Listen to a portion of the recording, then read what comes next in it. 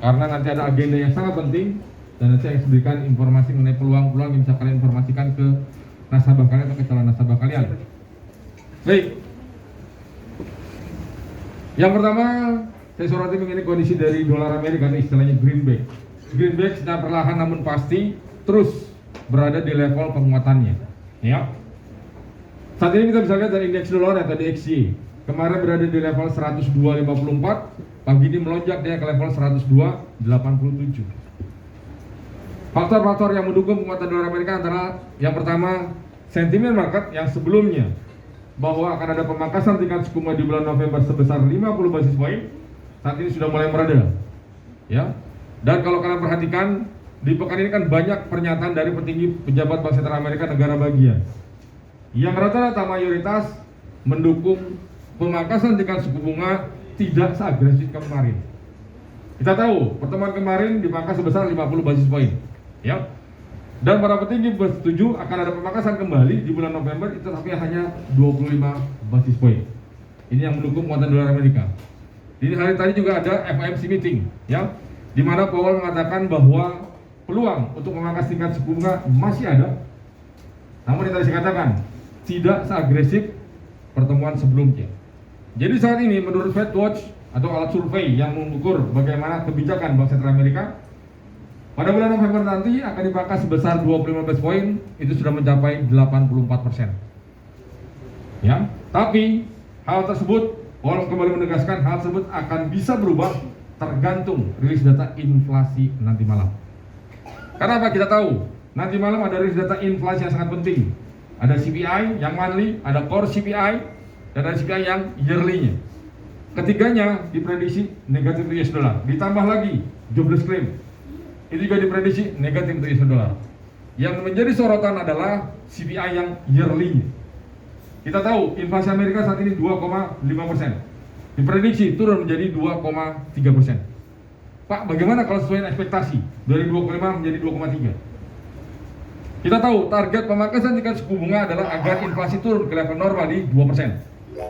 Jika 2,5% turun menjadi 2,3%, maka langkah agresif Bank Sentral Amerika sesuai dengan ekspektasi akan kembali memangkas tingkat suku bunga sebesar 25 poin, dan arah kebijakannya di tahun 2025 nanti bisa akan lebih agresif. Lalu bagaimana kaitannya terhadap pergerakan market? Oke, yang pertama terhadap gold, emas. Emas kita tahu sudah selama 2 hari berada di tren bearish-nya. Ya. Kemarin tertinggi berada di level 2624, terendahnya berada di level 2605. Kalau kalian perhatikan 0504 sudah 2 kali. Ini menjadikan strong support-nya, ya. Secara teknikal potensi penurunan gold akan terjadi. Kapan, Pak? Menjelang rilis data CPI atau inflasi nanti malam. Dan kalau saya prediksi, begitu rilis data inflasi, dia akan swing dulu. Kalau swing kan turun dulu dia. Ke level berapa? Strong support suatu sebelum menyentuh level 2600 berada di level 2590. Jadi peluang begitu rilis data inflasi akan ke level itu 2590. Jika level 2590 di break 2580. Swing mantul dia. Kalau saya lihat dari teknikal ya, dia mantul begitu jebol 2600 kembali naik dia. Menuju kemana? Kembali ke level 2635 dan level 2635 2650. Itu kalau secara teknikal. Karena kenapa? Dari 4 rilis data Amerika yang nanti malam diprediksi negatif untuk dolar Amerika. Ditambah lagi kita tahu kondisi di Middle East masih memanas, ya. Ini menjadi salah satu faktor pendorong harga emas untuk melanjutkan kenaikannya. Oke, itu pergerakan harga gold. Lalu bagaimana minyak? Minyak bergerak turun dia. Karena kenapa? Kemarin ada rilis data crude oil inventory, data cadangan minyak mentah Amerika. Itu dirilisnya bertambah dari 3,8 juta meningkat menjadi 5,2 juta.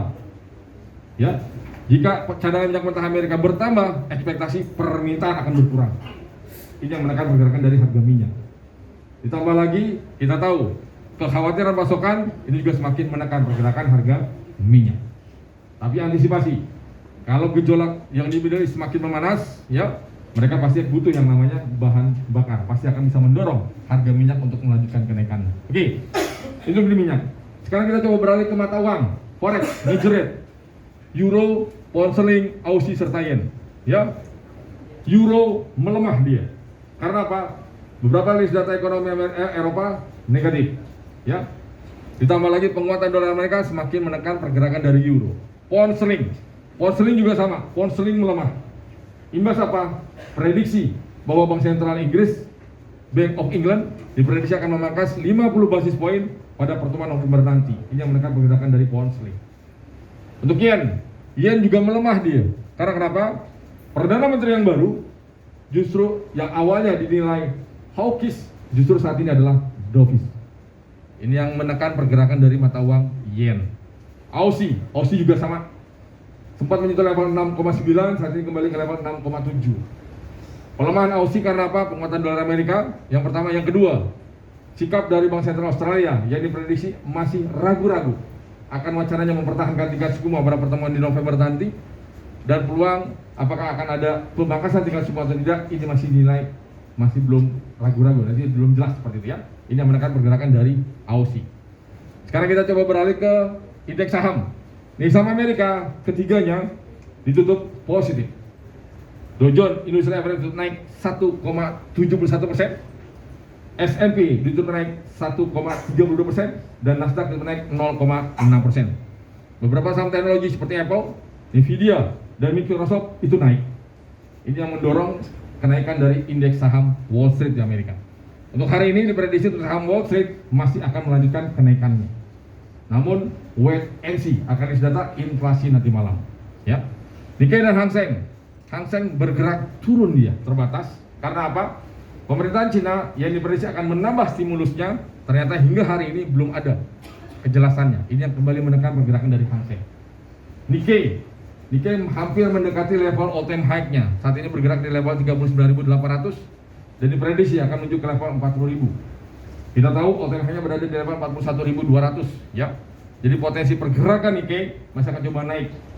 Ditambah lagi adanya pelemahan dari mata uang yen. Oke.